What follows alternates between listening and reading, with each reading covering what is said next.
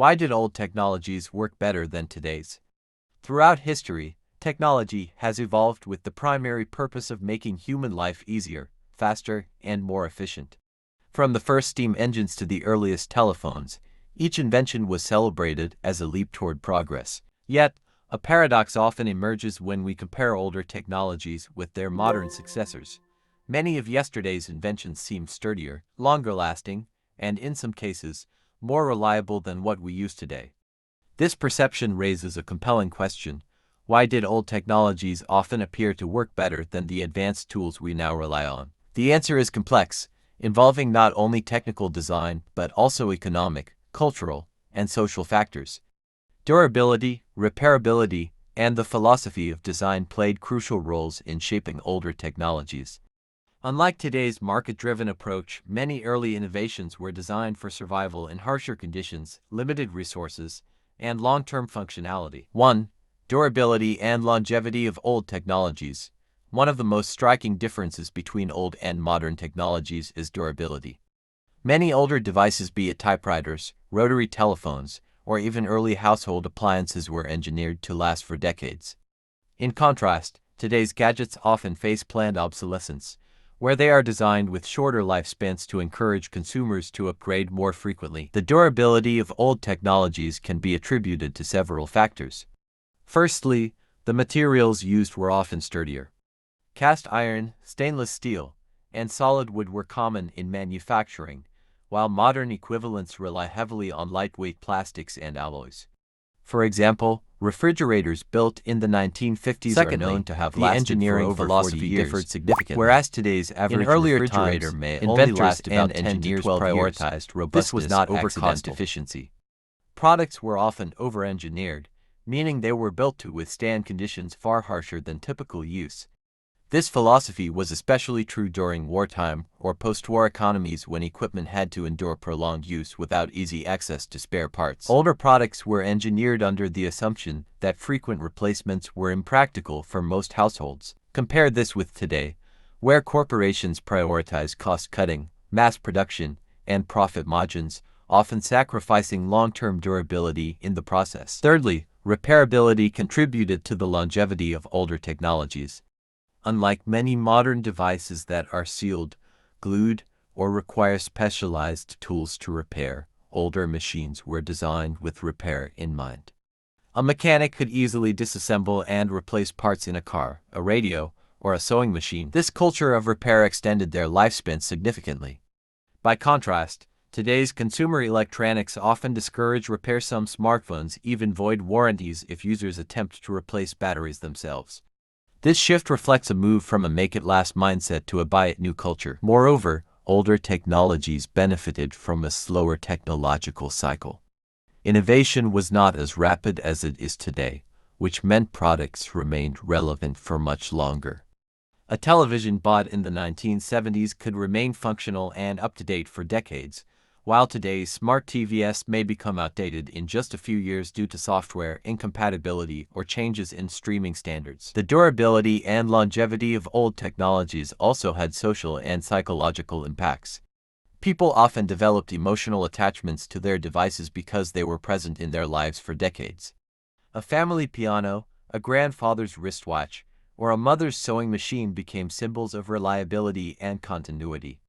Modern devices, with their shorter lifespans, rarely inspire the same depth of connection. Finally, the emphasis on durability in older technologies challenges us to reconsider modern consumer culture. If companies deliberately design products to fail sooner, are we truly advancing, or are we regressing into cycles of waste and constant replacement? The contrast between the enduring strength of old technologies and the fragile nature of many modern tools suggests that progress should not only be measured by speed and innovation, but also by sustainability and resilience. 2. Simplicity and user-centered design. One of the most overlooked yet essential qualities of older technologies is their simplicity. Devices from the mid-20th century and earlier were created with a focus on direct functionality. They were designed to perform one primary task and to perform it exceptionally well. Today's technologies, while advanced and feature-rich, often sacrifice user-friendliness for complexity, layering numerous features, menus, and updates that overwhelm average users. This raises the critical question: does adding more functions necessarily mean creating a better product? The simplicity of old technologies stemmed from a clear design philosophy. Engineers and inventors prioritized intuitive use and logical mechanics. A rotary telephone, for instance, needed no instruction manual. One could easily understand how to pick it up, dial a number, and speak. The same principle applied to radios, typewriters, or early washing machines. In contrast, modern smartphones, although powerful, require constant learning. Each software update alters the user interface, introducing new gestures, settings, or hidden features that even seasoned users may find confusing. This simplicity was closely tied to user-centered design. In an era when technology adoption was slower, devices had to accommodate users who were not accustomed to frequent technological change. Designers worked under the assumption that the technology should adapt to the user, not the other way around. Today, however, consumers are expected to adapt quickly to new devices, new ecosystems, and constantly changing interfaces. Companies justify this by framing rapid adaptation as progress, but for many users, it creates fatigue and resistance. Another critical element of simplicity in older technologies was limited failure points. Mechanical devices contained fewer components that could malfunction. A typewriter might jam occasionally, but the problem was visible and easily fixable.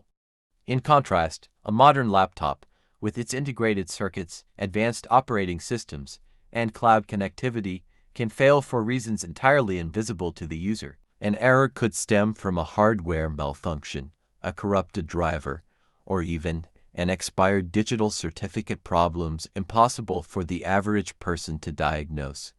In this sense, simplicity in older technologies not only made them easier to use but also easier to maintain. Moreover, the psychological experience of using simple devices fostered confidence rather than dependence. Users felt in control of their tools because they understood how they worked. A person could open up a radio, identify a burnt-out vacuum tube, and replace it themselves. With today's sealed and complex devices, users often feel powerless, forced to rely on specialists or to replace the product entirely. This dependence reduces consumer autonomy and reinforces corporate control. Simplicity also had broader societal implications. When technologies were straightforward, access was more democratic. A wider range of people could operate and repair them, creating a culture of shared knowledge. For example, in the early days of automobiles, many drivers knew how to perform basic maintenance. Car culture thrived not only because of the vehicles themselves but also because people felt empowered to interact with them. In contrast, modern cars, loaded with electronic systems and proprietary software, lock the user out of their own vehicle's functionality.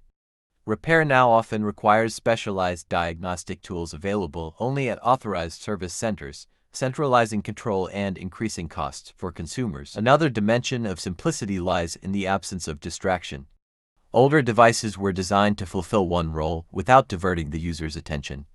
A camera took photographs, a television broadcast programs, a typewriter wrote documents. In contrast, modern devices combine multiple functions into a single product, which often dilutes focus. Smartphones, for instance, serve as communication tools, entertainment hubs, gaming platforms, and productivity devices all at once. While this integration can be convenient, it also creates constant interruptions, notifications, advertisements, and updates that fracture user attention. The simplicity of old technologies, by contrast, allowed people to remain focused on their tasks, reinforcing productivity and mindfulness. Additionally, simplicity reduced waste, because older technologies were not burdened with rapid obsolescence or endless updates. They maintained their relevance longer. A typewriter could serve a writer for decades without needing replacement. In today's digital ecosystem, however, software often dictates hardware replacement. Devices that are physically functional become obsolete because their operating systems no longer support the latest applications. Simplicity insulated older technologies from such cycles of artificial expiration. Finally, the elegance of simplicity offers a powerful lesson for modern innovation. Complexity does not inherently equal progress. While advanced technologies provide remarkable capabilities, they often alienate users, create dependency, and accelerate waste. The enduring admiration for older devices lies in their ability to do less, but to do it with clarity, reliability, and user-centered design. By revisiting the simplicity of past technologies, today's innovators could craft tools that not only amaze with their features but also empower with their accessibility. 3. Craftsmanship and quality control. One of the most striking differences between older technologies and their modern counterparts lies in the quality of craftsmanship.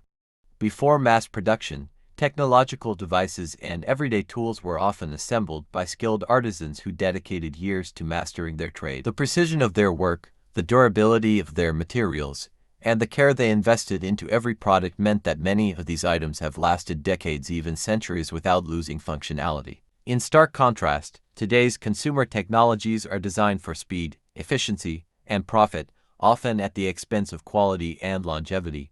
The historical approach to craftsmanship was deeply tied to human skill and pride. A craftsman who built a radio, clock, or piece of furniture viewed it not just as an object, but as a representation of their reputation. Every detail mattered, and there was a strong sense of personal accountability. In modern mass production, however, responsibility for quality is dispersed across automated processes, complex supply chains, and multinational corporations. The direct connection between the maker and the product has largely been severed, diluting the sense of responsibility and pride in the finished item. In addition, quality control systems of the past were more straightforward yet remarkably effective.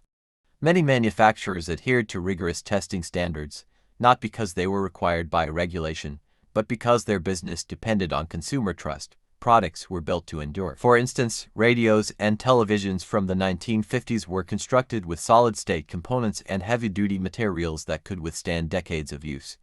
Today, while modern devices undergo quality testing, they are often designed with planned obsolescence in mind. Manufacturers deliberately shorten the lifespan of products, ensuring that consumers will return to purchase new models. The materials used in older technologies also played a crucial role in their durability. Metal housings, wooden casings, and thick glass components were standard. These materials not only provided structural integrity but also allowed products to withstand everyday wear and tear. In contrast, modern devices are often built with lightweight plastics and composites. While these materials reduce production costs and shipping weight, they also compromise resilience. A smartphone dropped from a modest height can shatter, while a rotary phone from decades ago could survive countless falls without damage. Craftsmanship also fostered a sense of emotional connection between people and their possessions. Because items were expensive, durable, and repairable, they were valued as long-term investments. A sewing machine or a wristwatch might be passed down through generations, carrying both practical and sentimental value. Today's culture of disposability, driven by cheap mass production, discourages such attachments. Devices are viewed as temporary tools, easily replaced when broken or outdated. This shift erodes not only consumer trust but also cultural appreciation for technological artifacts. Another significant factor was the repairability of older technologies. Craftsmanship meant that devices were assembled in ways that allowed parts to be replaced or fixed. A broken gear in a clock, a worn belt in a washing machine, or a burnt-out tube in a radio could all be repaired by either the owner or a local technician. This repair culture extended the lifespan of technologies and created local economies around maintenance. Today's devices, however, are intentionally designed to be difficult or even impossible to repair. Sealed batteries, proprietary screws, and integrated components prevent users from fixing their own products. Instead, they are forced to buy replacements or pay for costly repairs from authorized providers, reinforcing corporate control over technology use. The attention to detail in older craftsmanship is another area that distinguishes it from modern mass production. Whether it was the intricate stitching of a textile, the hand-polished wood of a cabinet, or the precise tuning of a mechanical watch, every detail reflected care and expertise. Modern factories, in their pursuit of efficiency, prioritize speed over perfection.